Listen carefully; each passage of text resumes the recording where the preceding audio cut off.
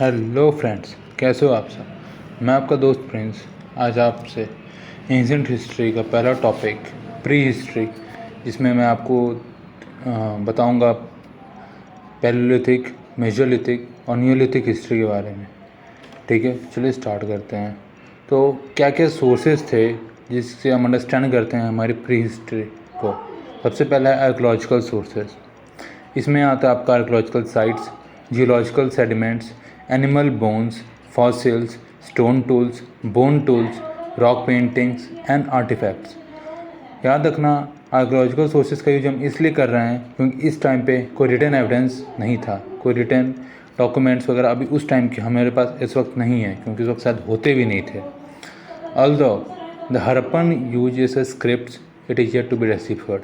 Harappan civilisations में script तो हैं, लेकिन उनको आज तक कोई डेसिफर यानी उनको आज तक कोई समझ नहीं पाया, उनको आज तक कोई मतलब नहीं समझ पाया कि वो क्या लिखे गया है, क्योंकि उसमें कौन सी स्क्रिप्ट लिखी जाती थी आज तक किसी को नहीं पता। ठीक है। सेकेंड सोर्स है faunal and floral sources. Faunal मतलब animal and floral means plant. ये भी बहुत इंपॉर्टेंट फैक्टर हैं, इंपॉर्टेंट सोर्स हैं, जो कि हमारे प्री हिस्ट्री को समझने में हेल्प करते हैं। ये हेल्प करते हैं कि स्टोन एज पीपल का इन्वायरमेंट के साथ क्या रिलेशनशिप था। जैसे आज हम इन्वायरमेंट के प्रति कितने हम लोग कितने अवेयर हो चुके हैं, तो उस समय क्या था। तो ये हम फ्लोरल एंड फॉनल सोर्सेज के हेल्प से पता कर सकते हैं। Floral evidence found in the form of चेड seed, pollen and phytoliths, plant stones helps us to gain knowledge of farming practiced by Stone Age people. Floral evidence में बताते हैं उस टाइम के, जैसे इसमें चेड seed, pollen grains, plant stones, जो हम बताते हैं नॉलेज फार्मिंग कैसे प्रैक्टिस की जाती थी उस वक्त तक। ठीक है, फिर आगे करते हैं human genes as a source. The human genes also constitute an important source for understanding prehistoric migration.